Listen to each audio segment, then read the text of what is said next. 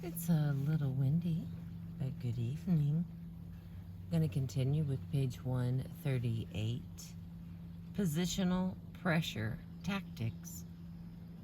This kind of bargaining tactic is designed to structure the situation so that only one side can effectively make concessions. Refusal to negotiate. When the American diplomats and embassy personnel were taken hostage in Tehran in November of 1979, the Iranian government announced its demands and refused to negotiate. A lawyer will often do the same, simply telling opposing counsel, "I'll see you in court." What can you do when the other side refuses to negotiate altogether? First, recognize the tactic as a possible negotiating ploy, an attempt to use their entry into negotiation as a bargaining chip to obtain some concession on substance. A variant on this ploy is set preconditions for negotiations.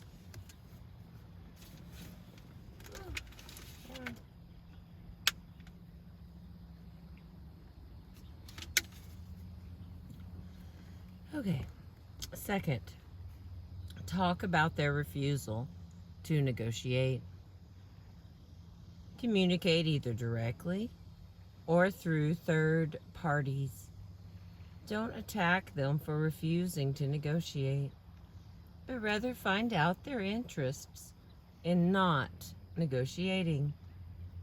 Are they worried about giving you status by talking to you? Will those who talk with you be criticized for being soft? Do they think negotiation will destroy their precarious internal unity? Beautiful. Or do they simply not believe that an agreement is possible? Suggest some options, such as negotiating through third parties, sending letters, or encouraging private individuals like journalists to discuss the issue, as did happen in the Iranian case. Finally, insist on using principles. In this way, they would want you to play. Is this the way they would want you to play? Ooh, beautiful sunset. Do they want you to set preconditions as well? Will they want others to refuse to negotiate with them? What are the principles they think should apply to this situation?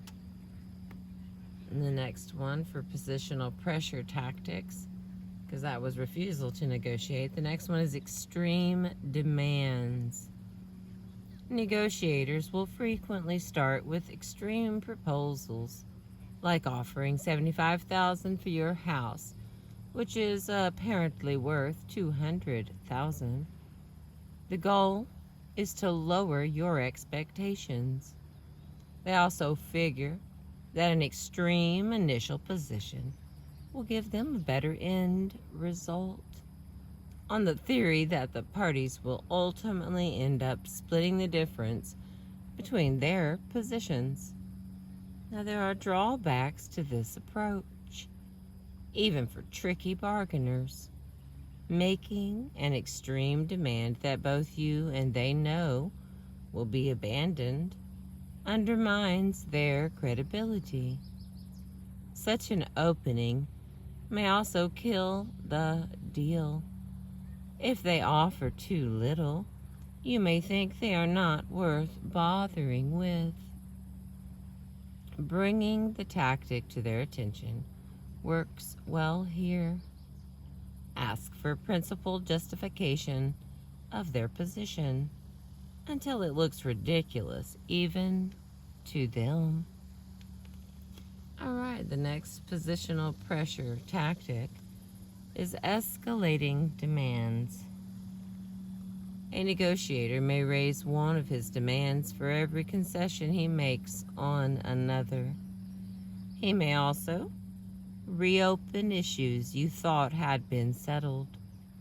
The benefits of this tactic lie in decreasing the overall concession and in the psychological effect of making you want to agree quickly before he raises any more of his demands.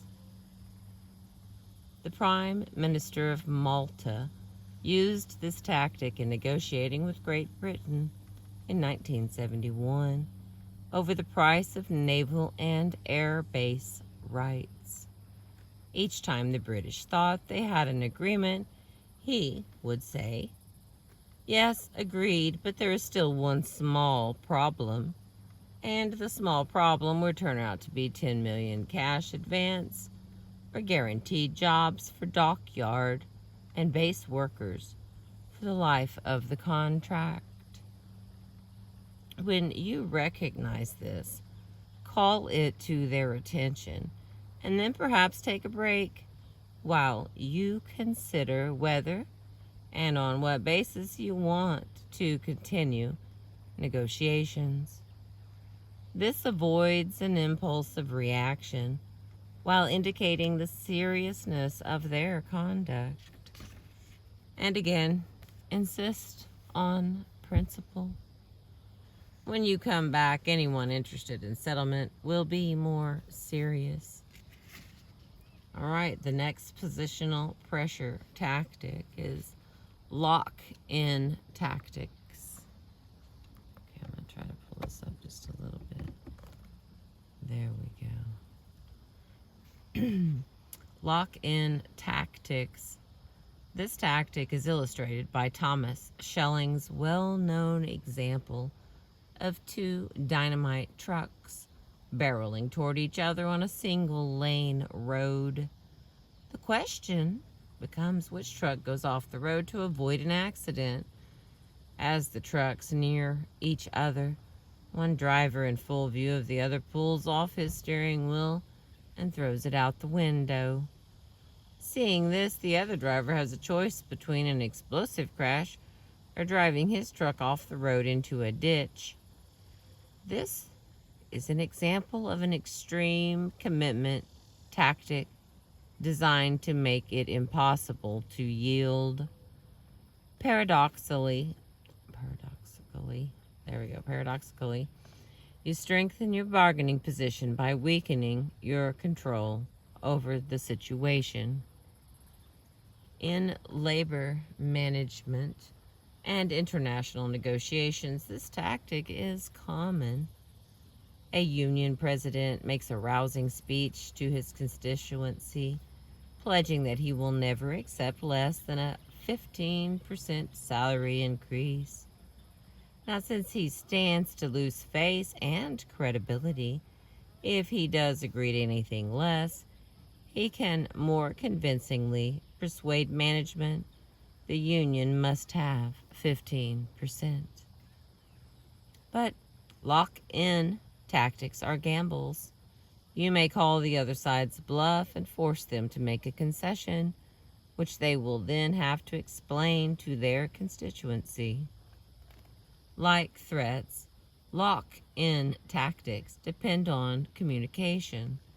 If the other truck driver does not see the steering wheel fly out the window, or if he thinks the truck has an emergency steering mechanism, the act of throwing the steering wheel out the window will not have its intended effect. The pressure to avoid a collision will be felt equally by both drivers. In response to a commitment tactic, therefore, you may be able to interrupt the communication.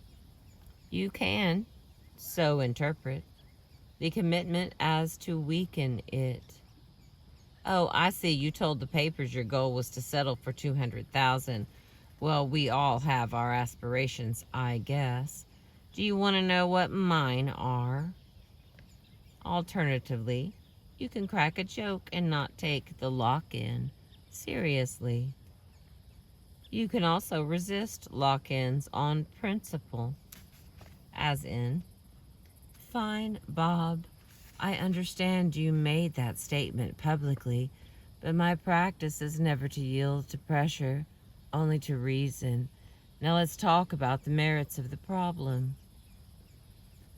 Whatever you do, avoid making the commitment a central question.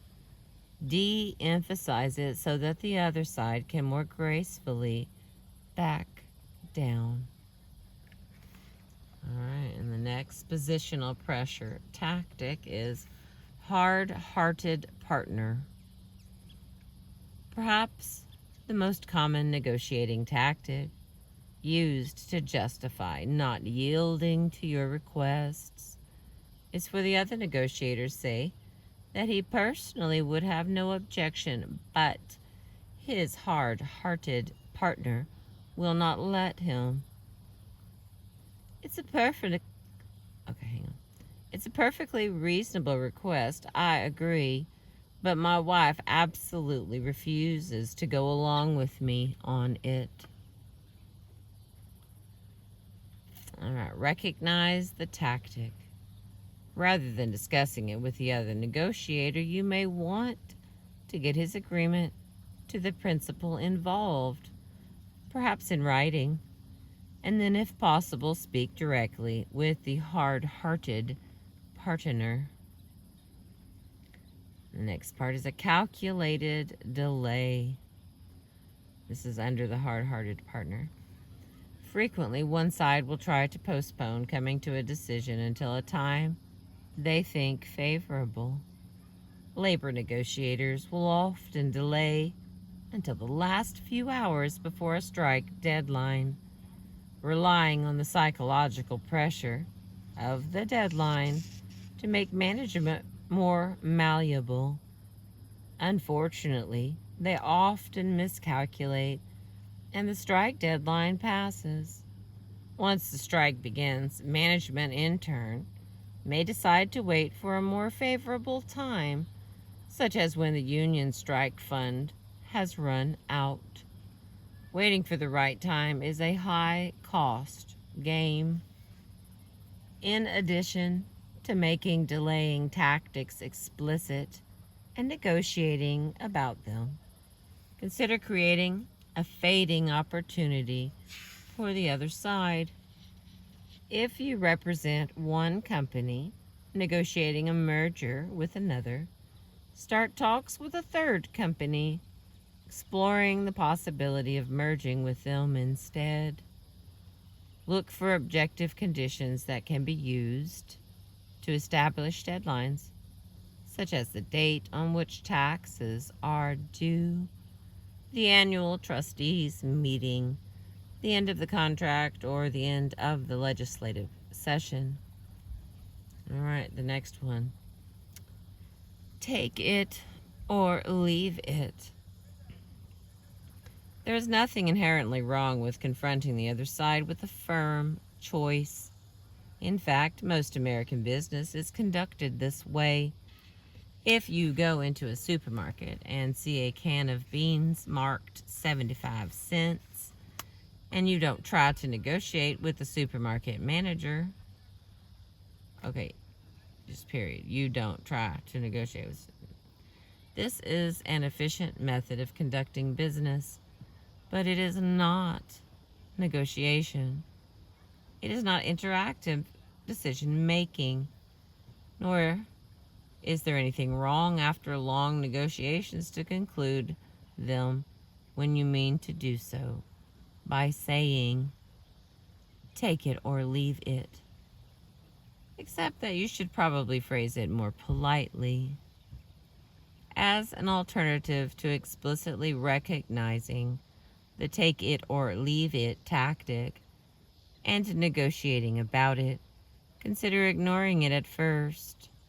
Keep talking as if you did not hear it, or change the subject, perhaps by introducing other solutions. If you do bring up the tactic, Specifically, let them know what they have to lose if no agreement is reached, and look for a face-saving way, such as a change in circumstances, for them to get out of the situation. After management has announced its final offer, the union could tell them, a $1.69 raise was your final offer before we discussed our cooperative efforts to make the plant more productive. All right, and here's the last part of chapter, what I think is 8. Don't be a victim. It is often hard to decide what it means to negotiate in good faith. People draw the line in different places. It may help to ask. Okay. It is often hard to decide what it means to negotiate in quote unquote good faith. People draw the line in different places. It may help to ask yourself such questions as, is this an approach I would use in dealing with a good friend or a member of my family? If a full account of what I said and did appeared in the newspapers, would I be embarrassed? In literature, would such conduct be more appropriate for a hero or a villain? These questions are not intended to bring internal opinion to bear so much as to shed light on your own internal values. You must decide on your own whether you want to use tactics you would consider improper and in bad faith if used against you.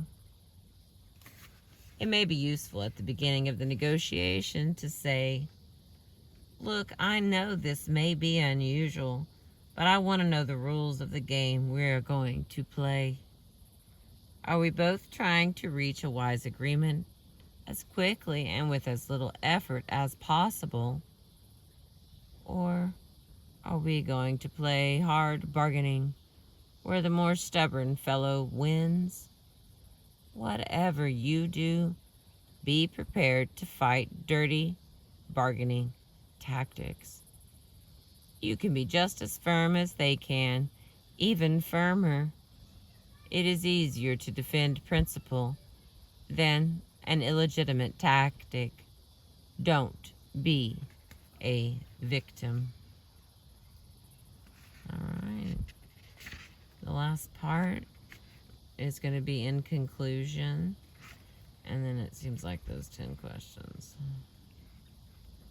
that everybody wants to hear. So let's see. It's, I don't know, let me see. 48 to 87.